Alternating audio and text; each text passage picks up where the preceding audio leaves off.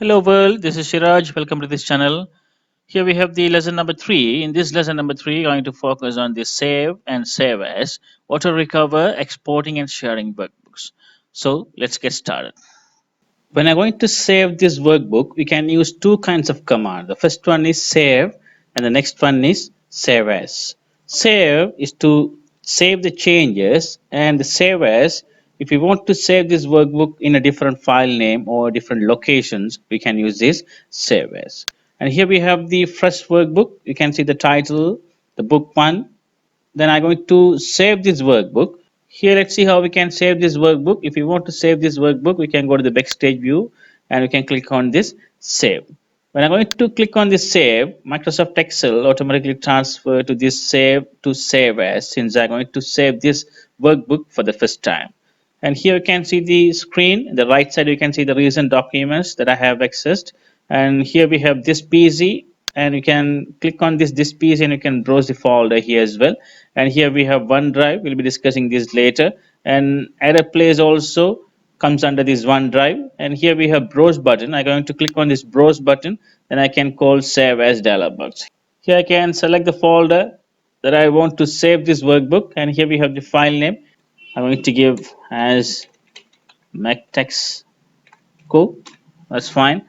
And here you can decide the file type. Here the default file type of this workbook is Excel SX. Here you can click this combo, then you can change the different file type. We'll be discussing these file types in a later lessons. And here you can click on this save button to save this workbook. That's fine. Now you can see the title bar, the MacTex Co, the file name, and the file extension is XLSX. Now let's see what is saved. For example, if I do any changes on this workbook, and I can save the changes. Here I'm doing this center alignment. Here I'm increasing the width of this column. And here I'm going to click on this save button to save these changes. Or else you can go to the backstage view and we can click on this save, or we can use the shortcut key Control S to save these changes. Unfortunately, you may forget to save a workbook, or you may forget to save the changes, and you can encounter kind of software crashes or power failure. Due to that, you may forget to save the changes, or you may lose the file, or you may lose the workbook. Fortunately, Microsoft Excel provides you a facility to recover the workbook that you failed to save.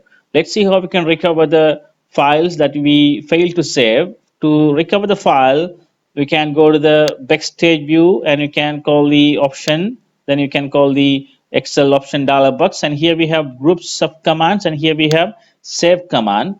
Then here you can see related commands under this save, and here you can see save auto recover information every 10 minutes. So that is the default settings, but you can give the number from 1 to 120 minutes. Within that time, Microsoft Excel automatically save the changes. So you may get all the changes, or you may get all the latest documents or workbook in this particular time. Here we have the file path to recover the file that we failed to save. Here we can see the file path, and here we have the default file locations.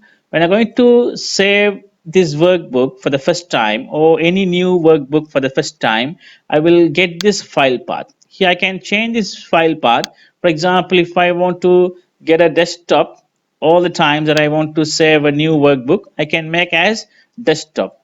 When I'm going to save a new workbook next time, I can get this file path as the default file path. So I don't want to change each and every time that I want to save my new workbook. Once you make all the changes, you can click OK to save the changes. Now let's see how we can convert this workbook into other different file format.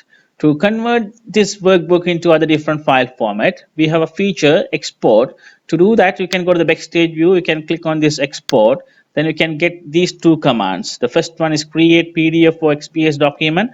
The next one is change file type. And here we have the first one. Then here we have a button, create PDF or XPS button. And you can click on this one. Then you can call this publish as PDF or XPS dialog box.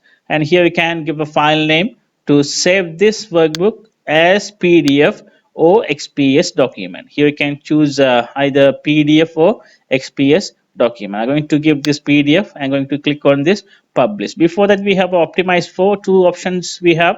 The first one is standard. If you want to print this document in a high quality printing, then you can select this one. Otherwise, if you want to publish this workbook as online publication, you can click on this minimum size. Then the size will be reduced. Then you can get a small file size document or a workbook. Then we can upload this file. And here I'm going to select this as standard one. Then I'm going to click on this publish. Here this particular document is going to be saved under this project 2021 folder. Here I'm going to click on this publish. Let's wait for a second. Then here we have a PDF file. That's fine. Now we'll go to the backstage view again, and here we have export, and here we have a change file type, and you can select this 97 to 2003 format, and you can click on this save as, and you can determine the file path that you want to save this workbook. Then you can decide the file type as well here as well, and you can click on this save to save this workbook as this 97 to 2003 format. Now let's see how we can share this workbook with other people. If we are sharing this workbook with other people simultaneously, more than one people can access this workbook at a time. So if you share this workbook, more than one people can access this or can edit this document, and you can complete your work as early as possible. Sometimes you may get a group projects to be completed in a short period of time, so you don't want to update as manually. You can upload this file in a OneDrive, and many people can access a file from the OneDrive. Then they can complete the work as early as possible. So let's see how we can do that. To do that, you can go to the backstage view. You can click on this share, and here I'm going to click on this share. Then you have to have internet connection to share this workbook, and here we have file type of this particular workbook, and here we have share with people. Here we have save to cloud. Why I want to save this workbook to cloud? If you want to share a particular workbook, first you must save this workbook into the cloud. Then only you can share it. So I'm going to click on this save to cloud button. Then I can select the folder that I wish to save. And here we have OneDrive. I'm going to select this OneDrive. Here we have documents folder. Then I'm going to click on this documents under this OneDrive, and we'll call the save as dialog box. And here we have the save as dialog box, and here I'm going to give the file name. And if I want to give a new file name, I can give here. Otherwise, let's make as it is, and the file type, and we'll click on this save to save this file under this document folder. Now this particular workbook is being uploaded, and you can see on this status bar uploading to OneDrive. Now it is uploaded.